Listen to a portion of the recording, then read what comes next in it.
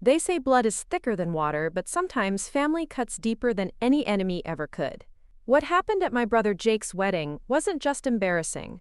It was the moment 20 years of carefully constructed lies finally cracked wide open. When my own father stood up in front of 200 guests and called me a worthless disappointment who never amounted to anything, I thought that was rock bottom. I was wrong. Rock bottom was when everyone laughed. But what happened next? Well, let's just say some secrets have a way of surfacing at the worst possible moment. Or maybe the best one. Before we jump back in, tell us where you're tuning in from. And if this story touches you, make sure you're subscribed, because tomorrow, I've saved something extra special for you. The invitation arrived 3 weeks late, forwarded through 2 different addresses, before finally reaching my downtown San Diego apartment. The envelope was cream-colored, expensive, with Jake's name embossed in gold lettering alongside Melissa's. Inside, my seating assignment was handwritten in small print at the bottom, Table 12. Not the family table, not even close to the family table. Table 12 was where they seated distant acquaintances and plus ones they'd never met. I should have seen it coming. The phone calls from Jake had become shorter over the years, more stilted. Family dinners where Dad would introduce me to his business associates as my other kid, Emily. She's been playing soldier for a while now. Playing soldier. As if 2 decades in the Navy was some extended game of dress-up. As if the sleepless nights coordinating intelligence operations in the Persian Gulf were just elaborate pretend sessions. The Sunset Cliffs Resort buzzed with pre-ceremony energy when I arrived Saturday afternoon. Valets in crisp white shirts directed luxury cars toward the clifftop venue, while guests in designer outfits strolled across manicured lawns overlooking the Pacific. I'd driven myself in my 10-year-old Honda Civic, dressed in the one black cocktail dress I owned. Simple, elegant, but nothing that would turn heads or draw attention. Melissa's family had money. That much was obvious from the moment you stepped onto the property. Crystal chandeliers hung from white silk tents, while servers in black ties circulated with champagne flutes and elaborate hors d'oeuvre. The ceremony space faced the ocean, with white chairs arranged in perfect rows and an arch of white roses framing the altar. Everything was pristine, coordinated, expensive. I found Table 12 exactly where I expected it, tucked behind a decorative fountain, far enough from the main action that conversations had to compete with the sound of cascading water. My tablemates were a mix of Melissa's college friends and Jake's co-workers from the marketing firm, where he'd landed after dropping out of business school. Nice people, but strangers who made polite small talk about the weather and the beautiful venue, while clearly wondering who I was and why I seemed to know so few people at a family wedding. Dad looked distinguished in his charcoal gray tuxedo, playing the role of proud father of the groom with practiced ease. Frank Rodriguez had built Rodriguez Construction from nothing, and he wore success like expensive cologne, subtle but unmistakable. He worked the crowd during cocktail hour, shaking hands and slapping backs, introducing business partners to family friends with the easy confidence of someone who'd never doubted his place in the world. When he spotted me near the bar, his smile faltered for just a moment before snapping back into place. "Emily, glad you could make it," he said, loud enough for nearby guests to hear. "Everyone, this is my daughter. She's been keeping busy with government work." Government work, not Navy. Not officer. Not the career I'd sacrificed everything to build. Just vague, dismissive government work, as if I spent my days filing paperwork in some forgotten bureaucratic office. Jake looked nervous throughout the ceremony, fidgeting with his cufflinks and glancing repeatedly toward the back rows, where I sat. He'd grown softer over the years, the athletic build from his college baseball days, replaced by the comfortable weight of someone who spent his days behind a desk. When he said his vows, his voice cracked slightly, and I found myself remembering the kid who used to practice his swing in our backyard, who'd ask me to throw him grounders until Mom called us in for dinner. The reception began with all the traditional fanfare, the grand entrance, the first dance, the champagne toasts from both sets of parents. Dad's speech was everything you'd expect. Heartfelt stories about Jake's childhood, pride in his accomplishments, gratitude toward Melissa's family for welcoming a son-in-law. He painted a picture of the Rodriguez family as close-knit and loving, with Jake as the golden child who'd made them all proud. Then came the moment that changed everything. As the evening wore on and the alcohol flowed more freely, Dad's volume increased along with his confidence. During a lull in the music, he stood up at the head table, glass raised high, and called for attention. "I want to say something about family," he announced, his voice carrying across the ballroom. "About what it means to build something that lasts." I felt a cold knot forming in my stomach as his gaze swept across the room and landed on me. "Some people think success means running away from home, abandoning your family for some fantasy career that never really amounts to anything," he continued, his words slurring slightly. "My daughter Emily here thought the military would make her somebody important. 20 years later, she's got nothing to show for it, except a government pension and a studio apartment." The room fell silent, except for the gentle crash of waves against the cliffs below. I felt every eye in the ballroom turn toward table 12, where I sat frozen with my water glass halfway to my lips. Meanwhile, my son Jake built a real career, found a wonderful wife, and stayed close to the people who matter, Dad continued, warming to his theme. "That's what I call success. That's what I call making your family proud." A few uncomfortable chuckles rippled through the crowd.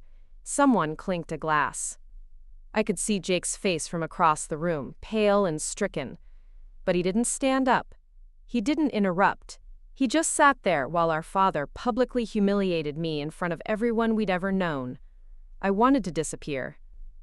I wanted to stand up and walk out, drive back to my quiet apartment where no one questioned my choices or dismissed my life's work as a meaningless distraction. Instead, I sat perfectly still, maintaining the composure that 20 years of military training had drilled into my bones, and waited for the moment to pass. That's when I heard the chair scrape against the floor behind me. The sound cut through the awkward silence like a blade. I turned slightly and saw him, tall, broad-shouldered, immaculate in his navy dress blues. Captain James Walsh, Jake's best man, was rising from his seat at the head table with deliberate precision. His face was stone serious, his jaw set in a way that suggested he'd reached some internal decision that couldn't be undone. The room seemed to hold its breath as Jimmy walked across the polished marble floor, his dress shoes clicking in perfect rhythm. His uniform was pristine, every ribbon precisely placed, every crease razor sharp, the kind of military bearing that commanded attention without demanding it.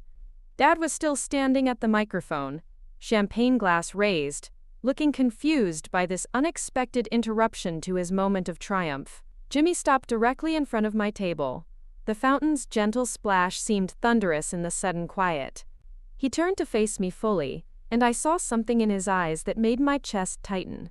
Recognition, respect, and something that looked like barely controlled anger on my behalf. Then he snapped to attention and rendered a perfect military salute. "Admiral Rodriguez, ma'am," he said, his voice carrying clearly across the silent ballroom. "It's an honor to see you again." The champagne glass slipped from Dad's hand and shattered against the marble floor. I felt the blood drain from my face as 200 pairs of eyes swiveled between Jimmy and me, confusion rippling through the crowd like a physical wave. Someone at the head table gasped audibly. Jake's mouth fell open, his face cycling rapidly through expressions of shock, confusion, and something that might have been recognition, as if pieces of a puzzle he'd never known existed were suddenly clicking into place. Jimmy held his salute, waiting. Military protocol demanded I acknowledge it, but my mind was reeling. Of all the people Jake could have chosen as his best man, how had he found Jimmy Walsh? How had my brother, who couldn't distinguish a lieutenant from a colonel if his life depended on it, somehow befriended one of the finest officers I'd ever served with? I stood slowly, feeling the weight of the entire room's attention. "Captain Walsh," I said quietly, returning his salute with automatic precision. "The honor is mine." He lowered his hand but remained at attention. "Permission to speak freely, Admiral?" The formality of it, the respect in his voice, the way he stood there in his dress blues, treating me like the commanding officer I'd actually been. It was overwhelming. I nodded, not trusting my voice. "Ladies and gentlemen," Jimmy said, turning to address the room but keeping his posture military straight, "I have the privilege of introducing Admiral Emily Rodriguez, United States Navy, retired." Admiral Rodriguez commanded naval intelligence operations in the Fifth Fleet, overseeing critical strategic initiatives across 3 deployments in the Persian Gulf. Dad sank into his chair as if his legs had given out.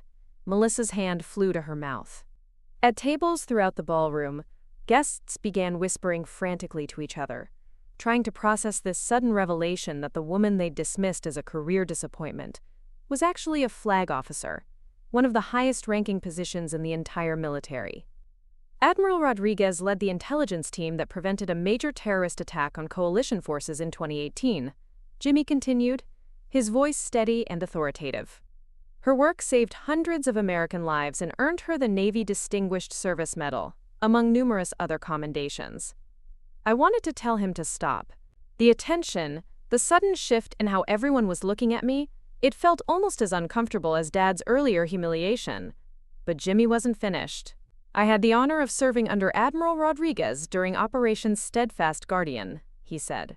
She was the finest commanding officer I've ever known. Brilliant, decisive, and absolutely committed to bringing every single sailor home safely, which she did. The silence that followed was different from before. Instead of awkward discomfort, it carried the weight of revelation, of people suddenly understanding they'd completely misread the situation. I could see guests at nearby tables leaning forward, studying me with new eyes, probably wondering how they'd missed the obvious confidence in my posture, the way I carried myself, the unconscious authority that 20 years of command responsibility leaves permanently etched in your bearing. Jake was staring at me as if seeing me for the first time. His best man, this impressive military officer he'd somehow befriended and asked to stand up in his wedding, knew me.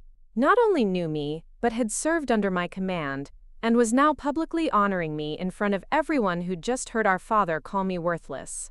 "Admiral," Jimmy said, turning back to me, "I hope you'll forgive the interruption. I felt the need to set the record straight." I managed a small nod. "Thank you, Captain. That was unexpected." "Some things can't go uncorrected, ma'am," he said simply. Dad had gone completely pale, his face cycling through emotions I'd never seen before. Shock, embarrassment, confusion, and what looked like the dawning realization that he'd just publicly humiliated a decorated war hero in front of a room full of people who would remember this moment for the rest of their lives. The ripple effect was immediate and dramatic. Guests. Preparing and narrating this story took us a lot of time, so if you are enjoying it, subscribe to our channel. It means a lot to us. Now back to the story. Who had barely acknowledged me earlier were now turning in their chairs to get a better look. I heard fragments of whispered conversations floating across the room. Admiral? Navy? She commanded what? How did we not know? Melissa's father, a prominent San Diego businessman, was already rising from his seat. He approached our table with the kind of purposeful stride that suggested he was accustomed to recognizing and acknowledging power when he saw it. "Admiral Rodriguez," he said, extending his hand. "Robert Chen. I had no idea we had such distinguished military leadership in the family. Thank you for your service." The handshake was firm, respectful, the complete opposite of the dismissive politeness I'd received earlier. Behind him, other guests were beginning to stand, as if Jimmy's revelation had suddenly made me worthy of acknowledgement. But I couldn't focus on them. I was watching Jake, seeing the confusion and growing understanding play across his face. He was remembering things. Conversations we'd had years ago that he'd never quite understood. Phone calls that had been cut short, the way I'd sometimes gone months without contact during deployments he'd never known were deployments. And then I saw something else in his expression. Shame. The realization that he'd let our father dismiss and belittle someone he was now discovering was not only accomplished but genuinely heroic. His best man, someone he clearly respected and admired, had just told a room full of people that I was one of the finest officers he'd ever known. The evening had taken a surreal turn. What started as a celebration of Jake and Melissa's marriage had become something else entirely. A public unveiling of family secrets and misunderstandings that had been festering for decades. Dad remained slumped in his chair, looking smaller somehow, while Mom sat beside him with her hand pressed to her chest, her face a mixture of shock and something that might have been pride. Jimmy returned to the head table, but the damage was done. Or maybe it was the healing that was done. I wasn't sure yet which it was. The conversations that resumed around the ballroom. had a different energy now, people processing this new information, probably questioning everything they thought they knew about family dynamics and success and what it really meant to serve your country. I excused myself from table 12 and stepped outside onto the resort's terrace. The Pacific stretched endlessly toward the horizon, waves catching moonlight like scattered diamonds. Behind me, the reception continued, but I could feel the changed atmosphere even through the glass doors. People knew who I was now. They knew what I'd accomplished. They knew Dad had been spectacularly wrong in his assessment of my life and career, but they still didn't know the whole story. They didn't know about the sleepless nights coordinating intelligence operations that prevented attacks they'd never hear about. They didn't know about the weight of command, the responsibility of making decisions that affected thousands of people, the loneliness of leadership at that level. They didn't know about the sacrifices, the relationships that never survived the deployments, the family gatherings I'd missed, the way military life had shaped every aspect of who I'd become. Most importantly, they didn't know that Jimmy's appearance here wasn't coincidence. Jake might have met him somewhere, might have asked him to be his best man without knowing our connection, but the universe had just handed me something I'd never expected. Validation in front of the people who'd written me off as a failure. The question now was what I would do with it. 3 days later, I sat in the sterile waiting room of Morrison, Blackwell, and Associates, watching rain streak down the floor-to-ceiling windows of their downtown San Diego office. The call had come Tuesday morning while I was still processing the emotional whiplash of the weekend. Dad's attorney, Rodriguez Construction's attorney, had requested my presence for the reading of what he called important estate planning documents. I'd never heard of any estate planning. Dad was 68 and in good health, running his construction company with the same iron-fisted control he'd maintained for 30 years. The timing felt suspicious, coming so soon after the wedding disaster.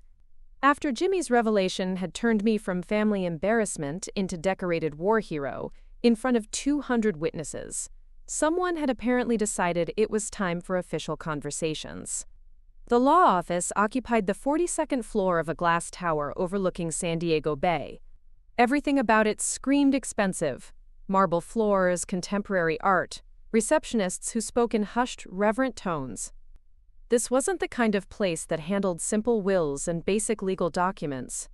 This was where wealthy families came to structure complex financial arrangements and protect generational wealth. Frank arrived precisely on time, dressed in his usual business uniform of pressed khakis and a polo shirt embroidered with the Rodriguez Construction logo. He'd built the company from nothing, starting with a single truck and a willingness to work 18-hour days. Whatever else I thought about my father, I respected his work ethic and business acumen. He'd created something substantial from pure determination. Jake surprised me by showing up 10 minutes later, looking uncomfortable in a hastily assembled business casual outfit. He avoided making eye contact as he settled into a chair across the waiting room, pulling out his phone and scrolling through messages with obvious nervousness. We hadn't spoken since the wedding, though he'd sent a brief text Sunday morning asking if we could talk sometime soon. I'd responded with a simple sure and left it at that. The attorney, David Morrison, was exactly what central casting would order for a high-powered estate lawyer: silver-haired, immaculately dressed, and possessed of the kind of practiced gravitas that came from decades of handling other people's money. His office was larger than my entire apartment, with a conference table that could seat 12 and windows offering panoramic views of the harbor. "Thank you all for coming," Morrison said, settling behind his massive desk with a thick manila folder. "As you know, Frank has been updating his estate planning documents, and there are some matters that require family discussion." Dad shifted in his chair but didn't speak. Jake continued studying his phone with unusual intensity. I waited, drawing on 20 years of military meetings, where patience was often the most valuable asset you could bring to the table. Morrison opened the folder and withdrew a thick document bound in dark blue covers. "Frank has restructured the ownership of Rodriguez Construction, creating a family trust that will manage company assets and distribution of ownership shares upon his retirement or death." None of this was surprising. Successful business owners routinely created trusts and succession plans to minimize taxes and ensure smooth transitions. What was surprising was the formal presentation. the expensive legal setting, the way Dad was avoiding looking directly at either Jake or me.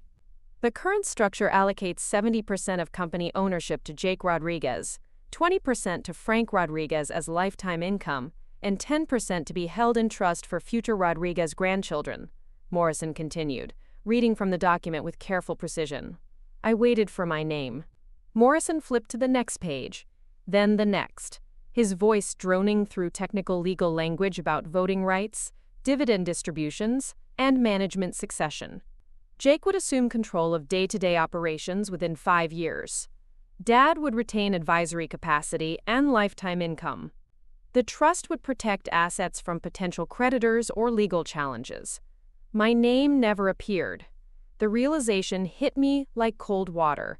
After Jimmy's revelation at the wedding, after the public recognition of my actual accomplishments, after Dad's humiliation had been turned back on him in front of everyone we knew, this was his response. Not an apology. Not a conversation about misunderstandings or family dynamics. Instead, he was formalizing my exclusion from the Rodriguez family legacy in legal documents that would outlast all of us. I don't see Emily mentioned anywhere in these documents, I said quietly when Morrison finished his presentation. Dad finally looked at me directly. Emily has her military pension and benefits. She's made her own way in life, chosen her own path. Jake is the one who stayed, who worked in the business, who understands what we've built here. The logic was elegant in its simplicity. Frame my military career not as service and sacrifice, but as abandonment of family obligations. Present Jake's conventional choices as loyalty and dedication. Make my exclusion from the business seem like natural consequences rather than deliberate punishment. Dad, Jake said softly, speaking for the first time since we'd sat down. Maybe we should discuss this more as a family before making everything official. There's nothing to discuss, Dad replied firmly. This is how it should be. Emily's been living her own life for 20 years. She doesn't need our help now. Morrison looked uncomfortable with the family tension playing out in his expensive office. He cleared his throat diplomatically. Of course, these documents can be modified if circumstances change, or if the family reaches different agreements. They won't change, Dad said with finality. I sat there absorbing the full impact of what was happening. This wasn't just about money or business ownership. This was about belonging, about family identity, about whether my 2 decades of military service counted as contribution to the Rodriguez name or abandonment of it. Dad was using his legal right to structure his estate however he chose, but he was also making a statement about which of his children deserved to carry forward the family legacy. The irony was devastating. 3 days earlier, I'd been publicly recognized as a decorated military leader who'd served her country with distinction. But in my own family's eyes, that service was still being framed as selfish career pursuit rather than patriotic duty. I'd been willing to sacrifice my life for my country, but my father saw that willingness as evidence that I didn't value family enough to deserve inclusion in family wealth. Is there anything else you need from Emily? Morrison asked, clearly hoping to conclude an increasingly awkward meeting. Dad shook his head. This doesn't concern her. I stood up slowly, feeling the weight of finality settling around me like concrete. Actually, it concerns me more than you realize. Both Dad and Jake looked up at me with expressions of confusion. Morrison's pen hovered over his legal pad, sensing that something significant was about to happen. Jake, I said, looking directly at my brother. How did you meet Jimmy Walsh? Jake blinked, clearly not expecting this question. Jimmy? We met at the gym about 6 months ago. He was new to San Diego, didn't know many people. We started working out together, became friends. When I needed a best man and realized I didn't really have any close friends here, I asked him, why? Did he ever mention his military background when you first met? Not really. I mean, I knew he was Navy, but we didn't talk about work much. He seemed like he wanted to keep that part of his life separate. Jake's confusion was growing. Emily, what does this have to do with Dad's estate planning? I looked at Morrison, then at Dad, then back at Jake. Jimmy Walsh didn't randomly move to San Diego 6 months ago. He was transferred here to take a position at Naval Base Coronado. And he didn't just happen to become your friend and best man by coincidence. The room went very quiet. Morrison set down his pen entirely. Dad's face was cycling through expressions I couldn't quite read. Jimmy requested the San Diego transfer specifically, I continued. He knew I lived here. He knew I had family here. And when he met you at that gym, Jake, he knew exactly who you were. Jake's mouth opened, but no sound came out. The implications were starting to register that his friendship with Jimmy, his choice of best man, the dramatic revelation at the wedding, none of it had been accidental. Jimmy Walsh served under my command for 3 years, I said. He's one of the finest officers I've ever known, and one of the most loyal. When I told him years ago about my family situation, about how my father saw my military career, he apparently decided to do something about it. Dad was staring at me with an expression I'd never seen before. Part anger, part confusion, part something that might have been fear.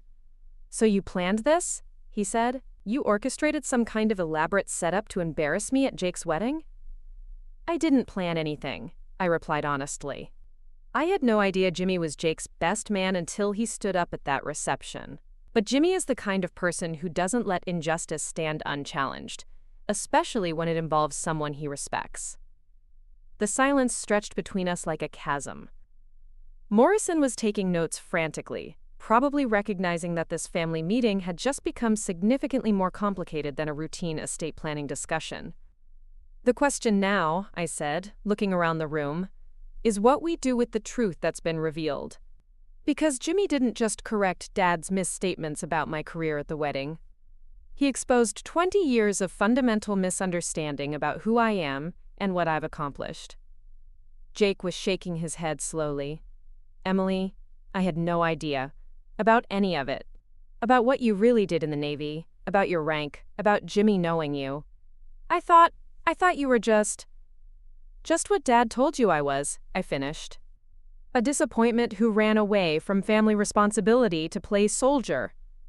The pain in Jake's face was genuine. He was realizing that he'd spent years accepting Dad's version of reality without ever questioning it, without ever asking me directly about my career or accomplishments. "This changes things," Morrison said carefully, "if there are family dynamics that weren't fully understood when these documents were prepared." "It doesn't change anything," Dad interrupted, but his voice lacked its earlier conviction. I walked to the window and looked out at the harbor, where Navy ships moved with purposeful precision across water that reflected the afternoon sun like polished metal. Somewhere out there, sailors were standing watch, maintaining readiness, serving their country with the same dedication I'd given for 20 years. They deserved better than to have their service dismissed as career selfishness by the people who should understand its value most. "Actually, Dad," I said without turning around, "it changes everything." The coffee shop on 5th Avenue buzzed with typical San Diego energy. Tech workers hunched over laptops, retirees reading newspapers, students cramming for exams with textbooks spread across small tables. I'd chosen this place specifically because it was public but not too crowded. Neutral territory, where emotional conversations couldn't escalate beyond reasonable volumes. Rachel Thompson arrived exactly on time, as she had for every meeting we'd scheduled over the past 15 years. She'd been my roommate at UC San Diego back when I was still deciding between law school and military service, and she'd somehow managed to remain one of my closest friends, despite the chaos of Navy deployments and long separations. Now she was a partner at a prestigious family law firm, specializing in estate disputes and inheritance challenges. "You sounded upset on the phone," Rachel said, sliding into the booth across from me with her usual efficiency. She was dressed in her lawyer uniform, tailored blazer, minimal jewelry, the kind of understated professionalism that commanded respect in courtrooms. "What's Frank done now?" I'd given her the basic outline during our phone call Tuesday evening, but sitting across from her now, I realized how surreal the whole situation actually was. "He's writing me out of everything, Rachel. The business, the family trust, any inheritance. Everything goes to Jake. I'm being erased from the Rodriguez legacy like I never existed." Rachel pulled out a legal pad and pen, shifting into attorney mode. Tell me about the estate documents. Who prepared them? What exactly do they say? I walked her through the meeting at Morrison's office, describing the trust structure and the complete absence of my name from any succession planning. Rachel took notes in her precise handwriting, occasionally asking clarifying questions about specific legal language or timing. Morrison's a good attorney, she said when I finished. Conservative, thorough, expensive. If Frank hired him, this isn't some hastily prepared document. This is a comprehensive estate plan that's been carefully structured. So there's nothing I can do about it. Rachel set down her pen and looked at me directly. Emily, your father has every legal right to distribute his assets however he chooses. Estate law is very clear about that. Unless there's evidence of coercion, diminished capacity, or fraud, his wishes are legally binding. The disappointment must have shown on my face because Rachel immediately held up her hand. But that doesn't mean we're without options. Tell me more about the family history. When did Frank start treating your military career as abandonment rather than service? That was a harder question to answer than it should have been. I tried to remember specific moments, particular conversations where Dad's attitude had crystallized into active disapproval. It wasn't sudden, I said slowly. More like gradual disappointment that built up over years. Start from the beginning. When you first enlisted. I closed my eyes, mentally traveling back to that 18-year-old girl who'd shocked her family by choosing Annapolis over Stanford Law. Dad was furious. He'd assumed I'd go to law school, maybe join his business as general counsel. When I told him about the Naval Academy, he said I was throwing away my potential on some misguided patriotic fantasy. But he came to your commissioning ceremony?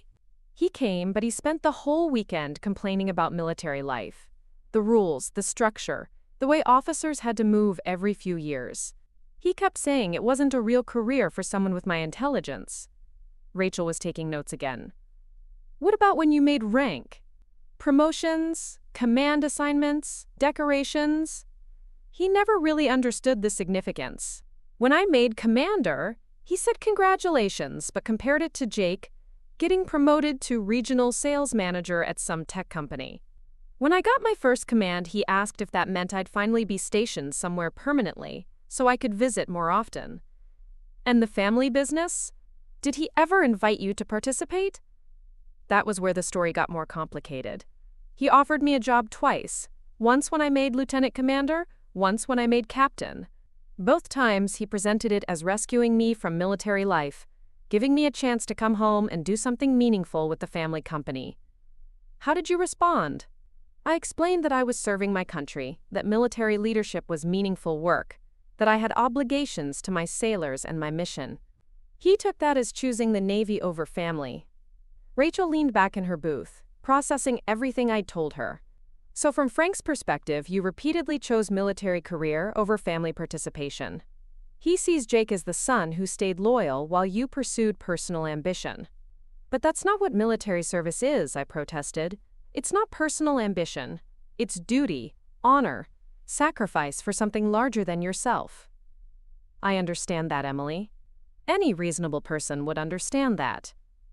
But Frank has constructed a narrative where your service looks like selfish career pursuit rather than patriotic duty. We sat in silence for a moment while I absorbed the implications.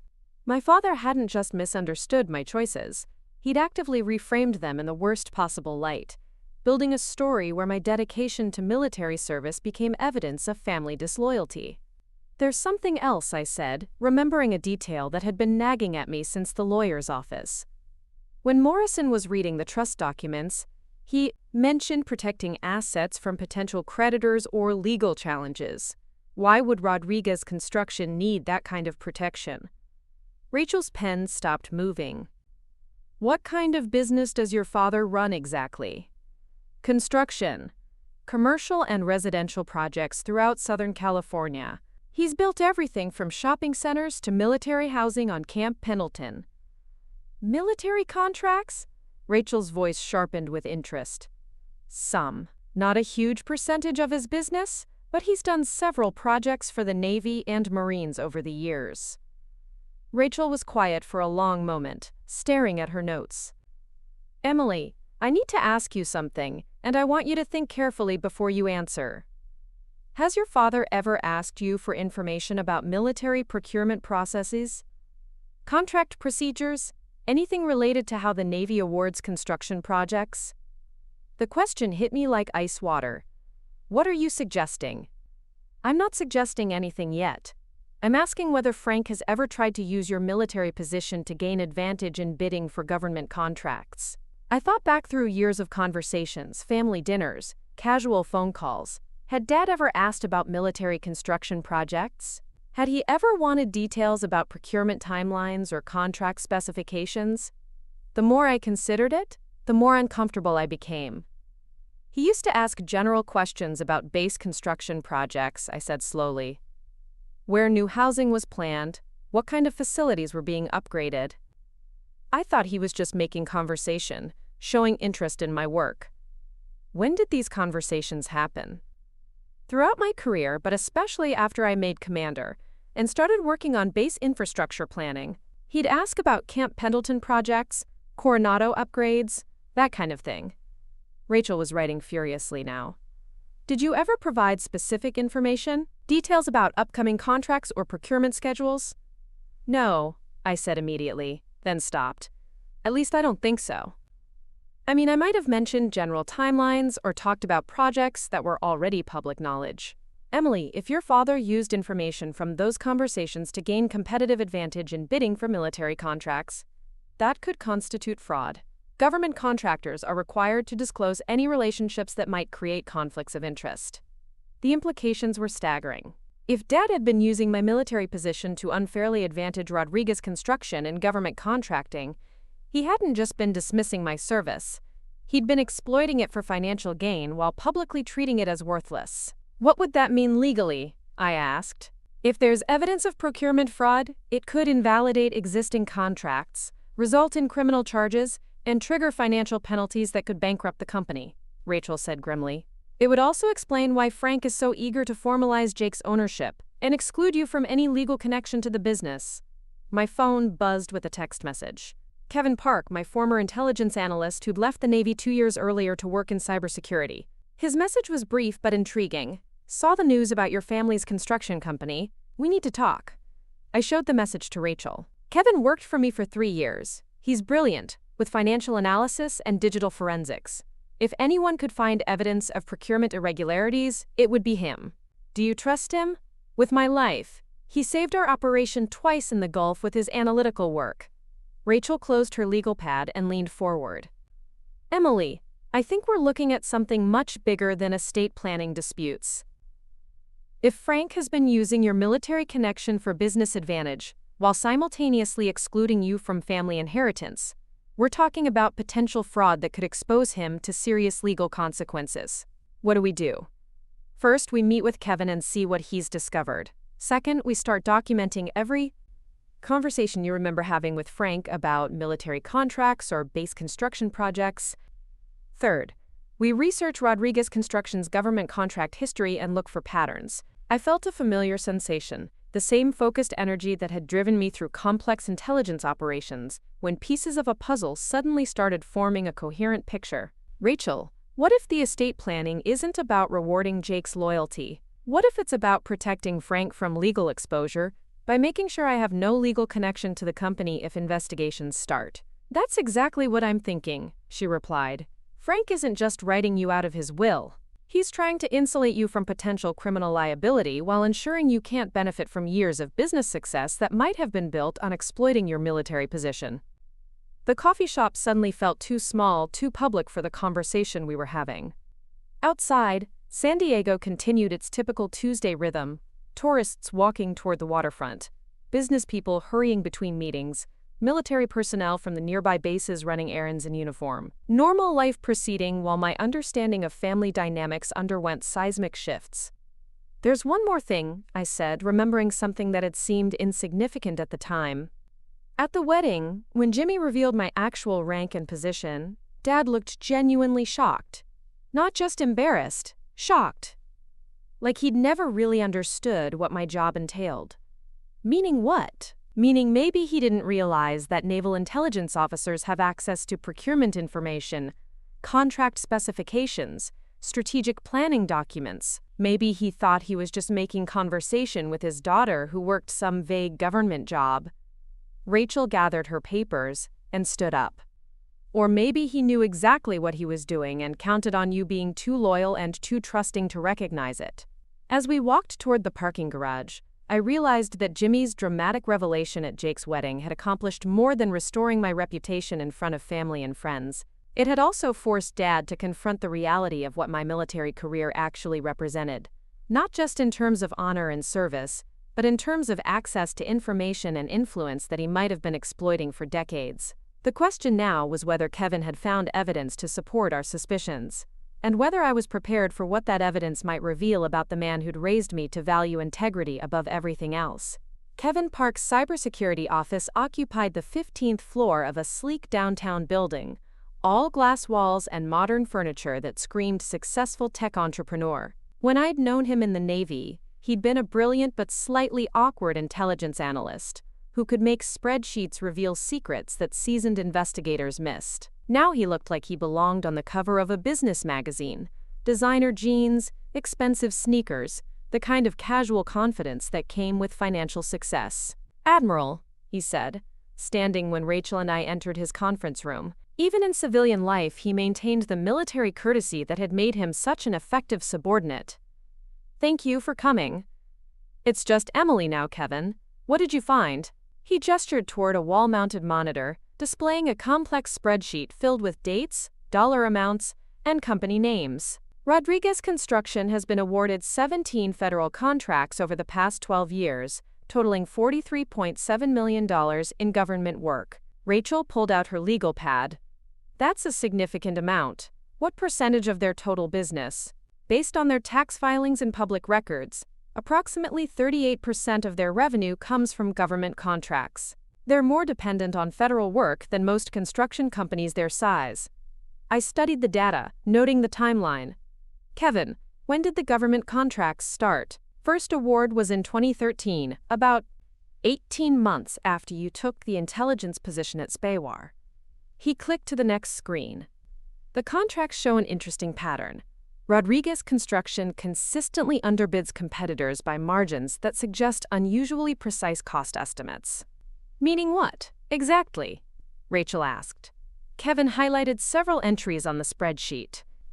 "In competitive bidding, construction companies typically have to estimate material costs, labor requirements, and project timelines based on publicly available specifications.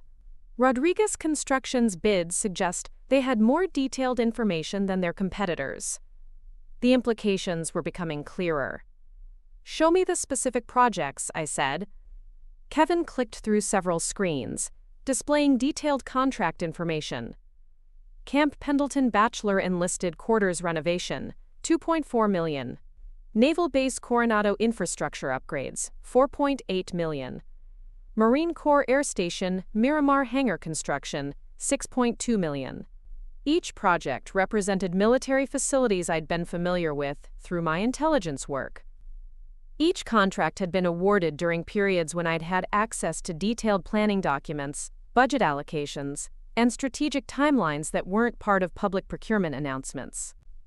"Emily," Rachel said quietly, "did you ever discuss any of these specific projects with your father?" I closed my eyes, trying to reconstruct conversations from years past. Family dinners where Dad had asked about my work, casual phone calls where he'd shown interest in base construction projects, visits home where military topics had come up in seemingly innocent conversation. "The Pendleton project," I said slowly. I remember talking about it because Dad mentioned he was thinking of bidding on military housing contracts. I told him the base was prioritizing enlisted quality of life improvements, that housing renovation was a strategic priority. "What else did you tell him?" I might have mentioned the project timeline, the fact that they wanted construction completed before summer deployment cycles. I thought I was just sharing general information. Kevin brought up another screen showing procurement timelines and award dates.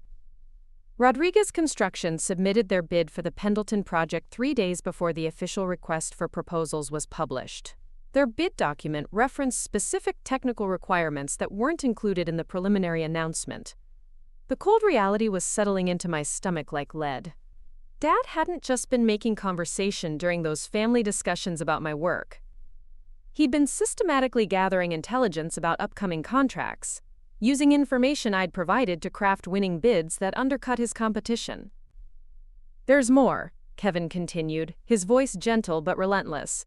"I cross-referenced the contract awards with your duty assignments. Every major Rodriguez construction government contract corresponds to projects within your operational jurisdiction during the relevant time periods." Rachel was taking notes frantically. "Kevin, is this pattern obvious enough to trigger a federal investigation if the right people noticed it?" "Absolutely. The Department of Defense Inspector General routinely audits contractor relationships looking for exactly this kind of pattern. The fact that nobody's noticed yet probably just means they haven't run the right data analysis." I walked to the window, looking out at the San Diego skyline where military installations dotted the landscape like scattered fortifications. Every base, every facility, every construction project represented mission-critical infrastructure that supported national security. The idea that my father had been exploiting my access to information about those facilities for personal profit felt like a betrayal of everything I'd sworn to protect.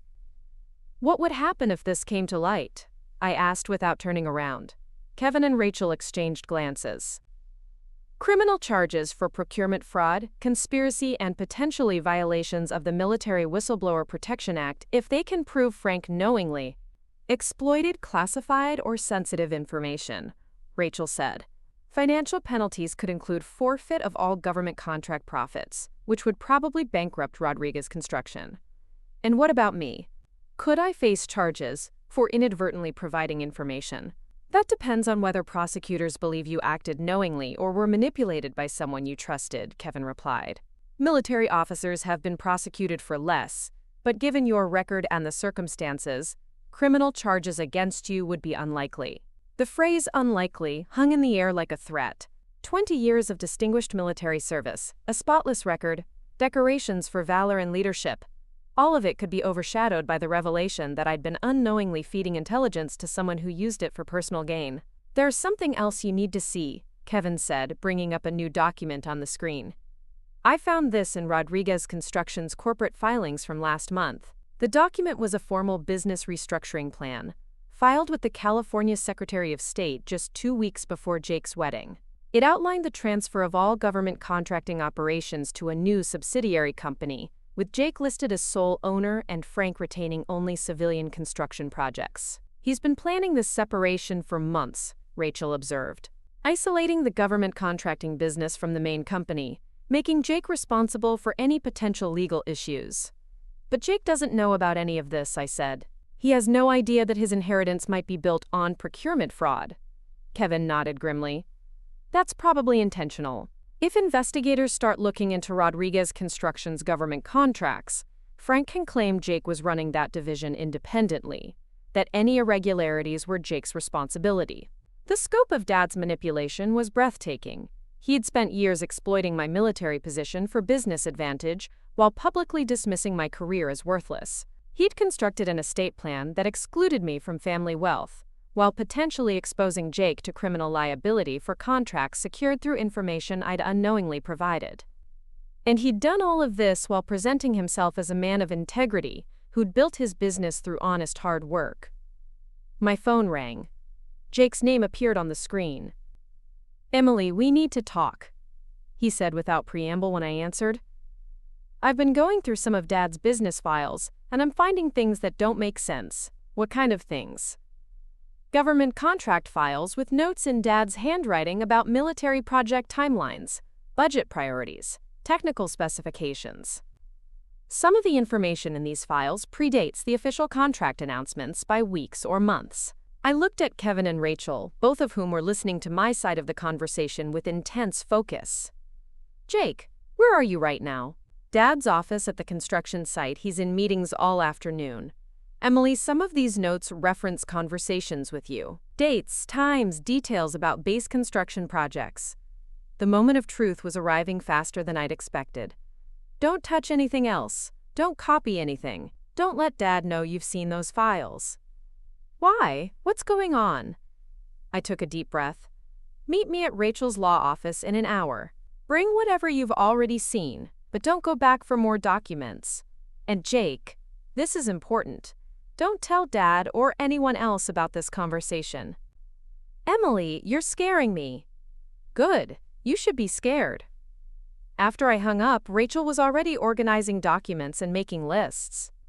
If Jake has found Frank's notes about conversations with you, that could constitute direct evidence of the information transfer. Combined with Kevin's contract analysis, we'd have a compelling case for procurement fraud. What happens next? I asked. That depends on what you want to happen, Rachel replied. We could take this evidence to the Department of Defense Inspector General and let federal investigators handle it.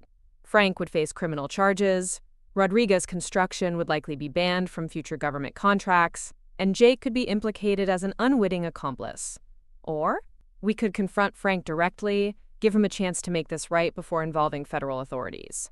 But Emily, you need to understand, if we go that route and he doesn't cooperate, it might look like we gave him time to destroy evidence or obstruct justice. Kevin saved his analysis and closed the laptop.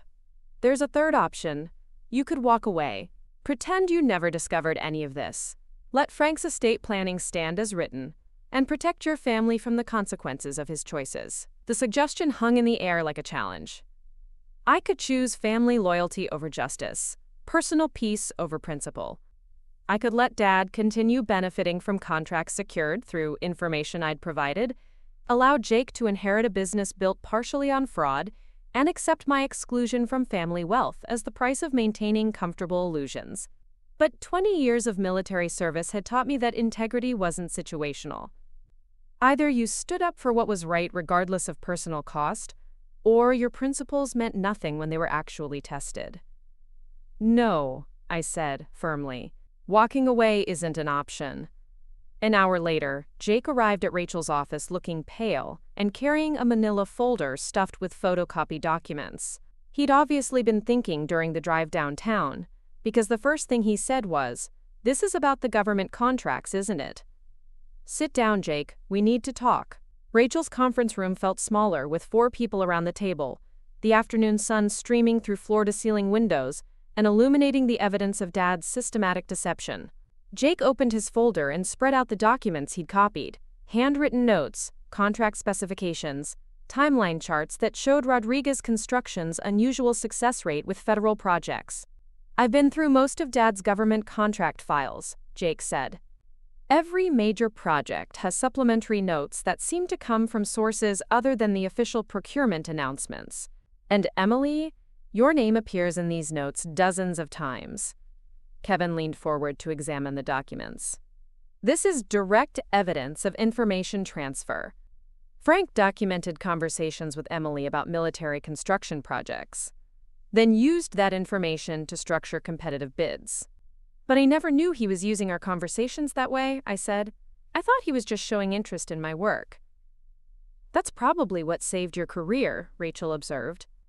"If you'd known Frank was exploiting your access to military information, you would have been obligated to report it. Your ignorance of his intentions actually protects you legally."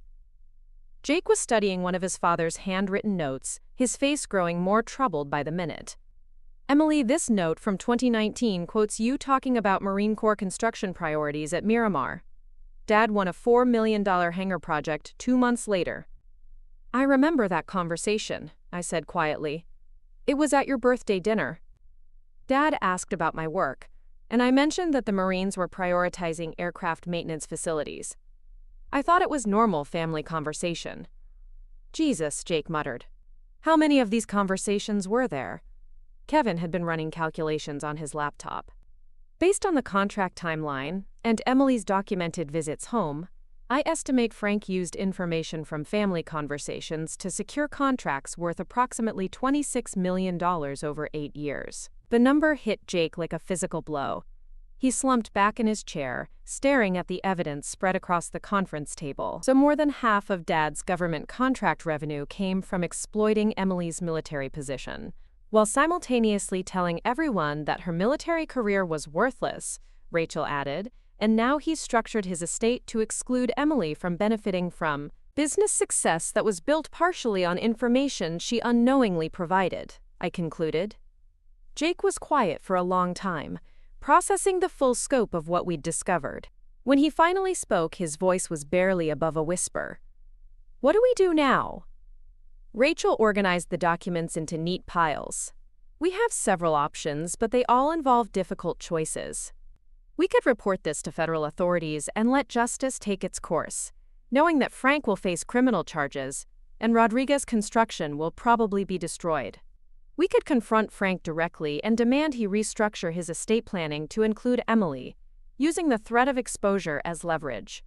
Or we could attempt some kind of family reconciliation that acknowledges what happened while protecting everyone from legal consequences." "What would you recommend?" Jake asked. "Honestly, I think Frank needs to face consequences for what he's done. He exploited Emily's military service for personal gain while publicly dismissing that service as worthless. He's structured his estate to exclude her from wealth that was built partially on her unknowing contributions. And he's potentially exposing you to criminal liability for contracts you had nothing to do with securing." I stood up and walked to the window, looking out at the city where I'd built a life separate from family complications and inherited drama. 3 weeks ago, my biggest worry had been finding a suitable wedding gift for Jake and Melissa. Now I was sitting in a lawyer's office, planning the potential destruction of my father's business empire. "There's something else we need to consider," I said without turning around. "Other military families. If Dad has been exploiting my access to information for 8 years, how many other contractors are doing the same thing with other military personnel? How many soldiers, sailors, airmen, and Marines are unknowingly providing intelligence to family members who use it for personal profit?" Kevin nodded slowly. "You're right. This isn't just about your family. If we expose this pattern, it could trigger investigations that protect military personnel from exploitation by people they trust." "So we're not just talking about justice for Emily," Rachel said. "We're talking about systemic reform that prevents other service members from being used the way Emily was used." Jake was staring at his father's handwritten notes, probably seeing them as evidence of betrayal rather than business success for the first time. "Emily, I need to ask you something, and I want you to answer honestly. Do you think Dad knew he was exploiting your military position, or do you think he genuinely didn't understand the ethical implications?" It was the question I'd been avoiding, because the answer determined whether Dad was guilty of calculated fraud or devastating ignorance. I thought about 20 years of conversations, subtle questions about my work, the way he'd dismissed my career while simultaneously mining it for business intelligence. "I think he knew," I said finally. Maybe not initially, but by the time he was taking notes and cross-referencing our conversations with contract opportunities, he had to know what he was doing. "Then he made his choice," Jake said quietly. "And now we have to make ours." The sun was setting over San Diego Bay, painting the conference room in shades of gold and amber. Outside, the city was transitioning from business day to evening leisure, people heading home to families and comfortable routines. Inside Rachel's law office, we were planning the careful demolition of lies that had been decades in the construction. "I want to confront him first," I said. "Before we involve federal authorities, before we destroy his business, I want to give him a chance to explain himself and make this right." "Emily," Rachel warned, "confronting Frank before building a stronger legal case is risky. If he realizes how much evidence we have, he might try to destroy records or claim you were a willing participant in the information sharing. But if I go to the Inspector General without giving him a chance to respond, I'm destroying my father's life and potentially my brother's future without allowing them to defend themselves." Jake reached across the table and placed his hand over mine. "Emily, I appreciate you trying to protect me, but I don't want protection that comes from covering up fraud. If Dad used your military service to build this business, then the business doesn't really belong to our family anyway." His support meant more than I could express. For years, I'd watched Jake accept Dad's version of family dynamics without question, believing that my military career represented abandonment rather than service. Now he was choosing truth over comfortable illusions, justice over inherited wealth. "All right," Rachel said, making notes on her legal pad. "If we're going to confront Frank, we need to do it strategically. Document everything, record the conversation if legally possible, and be prepared for any response from denial to threats to potential violence. Dad's not violent, Jake protested. Jake, we're about to accuse your father of federal fraud that could send him to prison for years, Kevin said gently. People facing that kind of exposure sometimes react in unpredictable ways. I thought about Dad's reaction at the wedding when Jimmy had revealed my actual military rank and accomplishments. The shock, the embarrassment, the way he'd seemed genuinely surprised to learn that his daughter was a decorated admiral rather than a low-level government employee. Maybe he really hadn't understood the significance of what I did for the Navy. Maybe his exploitation of our conversations had been less calculated than we suspected. Or maybe he'd simply been caught off guard by public exposure of truths he'd worked years to suppress. When do we do this? I asked. Rachel checked her calendar. Frank's patterns suggest he works late at the construction office most Thursdays. If we're going to confront him, tomorrow evening might be optimal. Private setting, minimal witnesses, time for a complete conversation without interruption. Jake nodded slowly. I'll make sure he stays late tomorrow. Tell him I want to review some project files. Keep him at the office until you arrive. Jake, you don't have to be part of this confrontation, I said. This is between Dad and me. No, Emily. He used both of us. You for information, me as cover for his fraud. I need to be there when he explains himself. Kevin closed his laptop and gathered his documents. I'll prepare a summary analysis of the contract data, something comprehensive enough to demonstrate the pattern without overwhelming Frank with technical details. And I'll draft a formal legal assessment of the evidence, Rachel added. If Frank agrees to make restitution and restructure his business practices, we'll need documentation of those agreements. As we prepared to leave Rachel's office, I realized that tomorrow's confrontation would determine not just my relationship with Dad, but the future of Rodriguez Construction, Jake's inheritance, and potentially the lives of other military families who might be facing similar exploitation. The truth was finally going to be heard, after years of being buried under convenient lies and family mythology. The question now was whether Dad would choose accountability and redemption, or whether he'd force us to pursue justice through federal investigations that would destroy everything he'd built. Either way, the girl who'd been publicly humiliated at her brother's wedding was about to become the woman who demanded answers from the man who'd raised her to value integrity above everything else, including family loyalty. Up next, you've got 2 more standout stories right on your screen. If this one hit the mark, you won't want to pass these up. Just click and check them out.